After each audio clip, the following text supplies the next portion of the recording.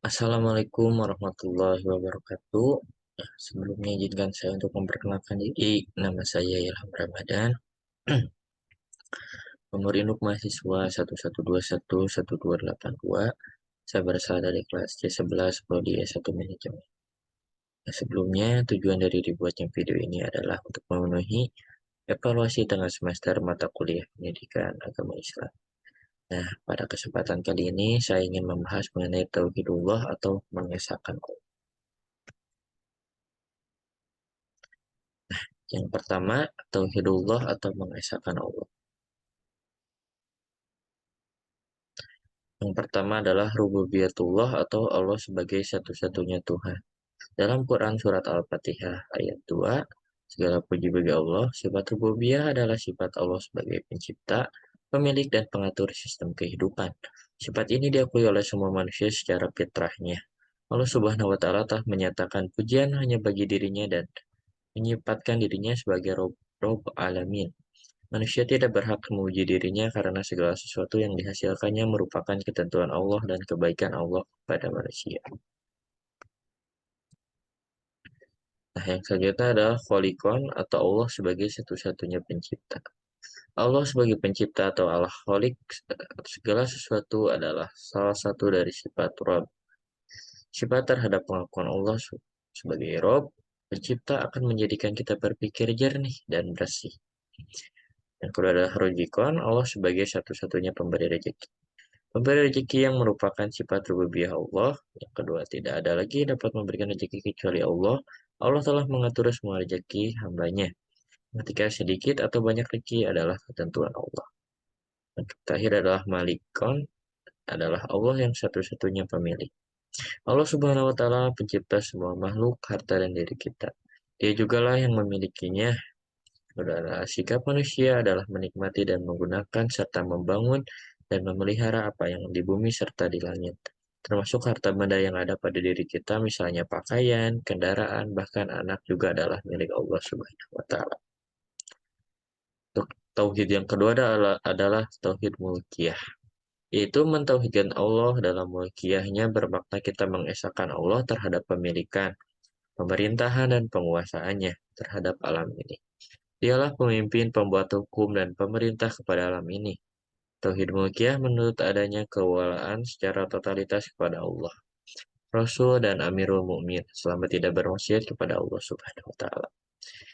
Nah, untuk Amirul Mukmin ini terdiri dari tiga, yaitu adalah pemimpin atau wali. Wali adalah bagian dari sifat-sifat mulkiyatullah yang membawa arti sifat penguasaan, yaitu sebagai pelindung, penolong, dan pemelihara. Yang kedua adalah pembuat hukum atau hakiman, atau pembuat hukum juga adalah sebahagian dari sifat malaikatullah yang mesti ikhtirob oleh manusia dan tunduk hanya kepada hukum-hukum yang telah diturunkan olehnya. Saja karena hak mencipta hukum itu hanya terhadap kepada Allah semata-mata. Yang ketiga adalah pemerintah. Pemerintah satu lagi sifatnya mulkiyatullah yang perlu diketahui oleh setiap muslim. Allah memiliki arash dan memerintah seluruh makhluknya, ciptaannya dengan ketentuan daripadanya. Dia yang menciptakan dan dia yang mengarahkan menurut apa yang dikehendakinya. Yang ketiga adalah tauhid mulkiyah. Ibnu Taimiyah memberikan definisi al-ilah ialah dipuja dengan penuh kecintaan hati, tunduk kepadanya, merendahkan diri di hadapannya, takut dan mengharapkannya kepadanya untuk kemaslahatan diri, meminta perlindungan daripadanya dan menimbulkan ketenangan di saat mengingatnya dan terpaut cinta kepadanya. Tuhan atau ilah sesuatu yang dipentingkan dianggap penting oleh manusia sedemikian rupa, sehingga manusia merelakan dirinya dikuasai olehnya.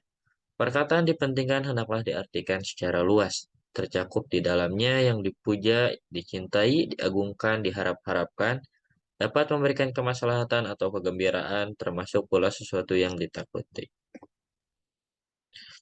Untuk tauhid yang kedua adalah tauhidul ibadah, yaitu pemurnian ibadah. Yang pertama adalah Tauhidul Ikhlas. Al-Ikhlas sendiri yang menjadi nama bagi surat mulia ini berarti keikhlasan hati dalam memurnikan tauhid kepada Allah Subhanahu wa taala. Sementara tema tauhid merupakan sepertiga kandungan Al-Qur'an di mana kandungan Al-Qur'an itu secara umum mencakup tiga perkara, yaitu tauhid atau akidah, syariah atau hukum-hukum, dan akhlak.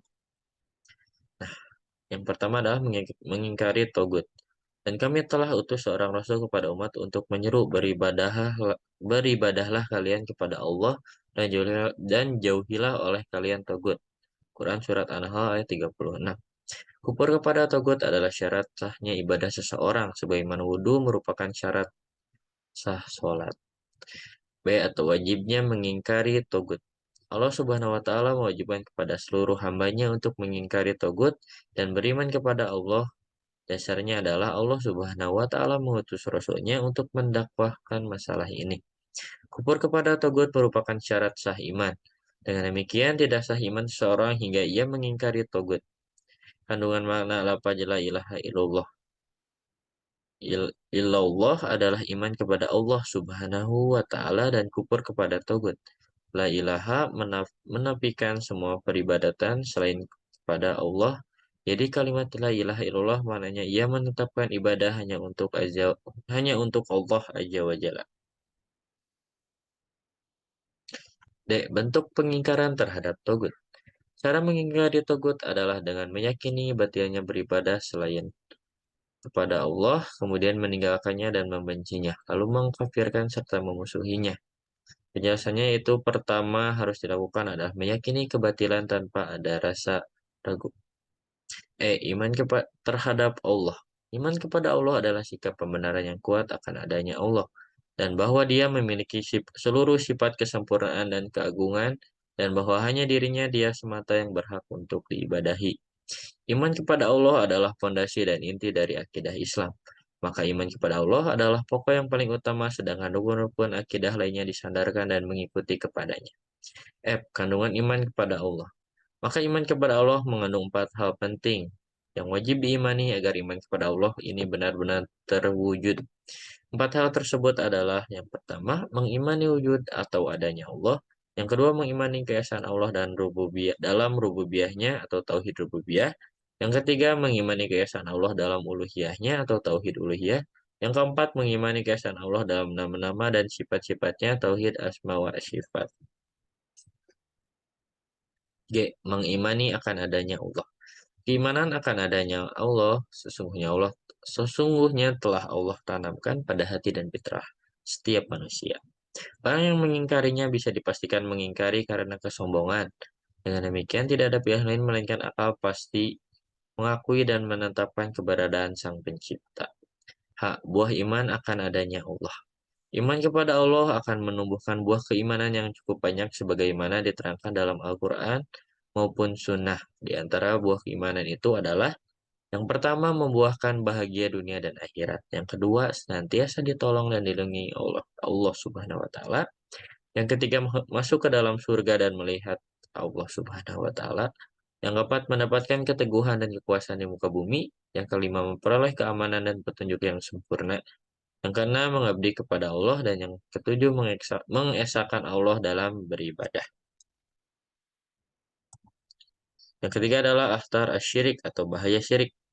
Nah, definisi togut. Secara bahasa, kata togut diambil dari kata togut artinya melampaui batas. Adapun secara syariat, definisi togut yang terbaik adalah disebutkan oleh Ibnul Qayyim. Togut adalah setiap sesuatu yang melampaui batasnya, baik yang disembah selain Allah Azza wa Jalla atau diikuti atau ditaati jika dia ridho diperlakukan demikian. Definisi lain, togut adalah segala sesuatu yang diibadahi selain Allah dalam keadaan dia rela. Tokoh-tokoh atau macam-macam togut diantaranya yang pertama adalah iblis, dia adalah setan yang terkutuk dan dilaknat oleh Allah Subhanahu wa Ta'ala. Yang kedua adalah orang yang disembah dalam keadaan ridho. Yang ketiga adalah orang yang menyeru orang lain untuk menyembah dirinya. Yang keempat orang yang mengaku mengetahui sesuatu tentang ilmu gaib. Yang kelima orang yang berhukum dengan selain hukum Allah. Bahaya syirik yang pertama adalah kezoliman yang besar. Syirik adalah kezoliman yang paling besar. Zolim itu tidak memberikan hak kepada yang berhak, demikian pula seorang manusia yang tidak bertauhid kepada Allah. Ia berbuat zolim dan kezolimannya itu merupakan kezoliman yang paling besar. Yang kedua, tidak mendapat ampunan. Syirik adalah dosa yang tidak diampuni Allah Subhanahu wa Ta'ala. Seorang yang meninggal dengan membuat suatu dosa, insya Allah masih ada peluang diampuni Allah. Namun orang yang meninggal dalam keadaan syirik, ia tidak akan mendapatkan ampunan Allah Subhanahu wa taala. Dosa terbesar. Banyak dosa-dosa yang dijelaskan oleh para ulama bersumber dari Al-Quran dan hadis Nabi. Bahkan Imam Az-Zahabi menulis kitab Al-Khabair yang isinya 70 dosa besar. Nah, di antara semua dosa berikut, syirik adalah dosa terbesar. Dosa paling besar lebih besar dari dosa zina, lebih besar dari dosa membunuh, lebih besar dari segala dosa besar. Nah, yang selanjutnya adalah kesesatan yang jauh. Setiap orang yang melakukan dosa besar sesungguhnya ia sedang tersesat. Setiap orang yang berpaling dari kebenaran sesungguhnya ia sedang tersesat. Namun yang paling jauh sesatnya adalah orang yang syirik. Nah, secara keseluruhan, tauhid dapat diartikan dengan meyakini Allah Subhanahu wa taala adalah satu-satunya zat yang harus kita sembah dengan mengikuti seluruh perintahnya dan menjauhi segala larangannya, yang mana keyakinan yang diyakini dengan sepenuh hati dengan rasa keimanan dan keislaman. Tauhid secara umum juga dibagi menjadi tiga, yaitu tauhid rububiyah, tauhid uluhiyah, dan tauhid asma wa sifat. Dengan cara melakukan hal yang disukai oleh Allah seperti selalu mengingat Allah kapanpun dan dimanapun, selalu mengingat Allah Subhanahu wa taala. Karena dengan mengingat Allah, hati akan tenang, selalu merasa berdosa sehingga membuat kita selalu memohon ampun kepada Allah Subhanahu wa taala. Ya mungkin hanya itu yang dapat bisa sampaikan. Mohon maaf apabila masih terdapat banyak kekurangan dan kesalahan karena saya masih dalam tahap pembelajaran. Billahi taufiq wal hidayah. Wassalamualaikum warahmatullahi wabarakatuh.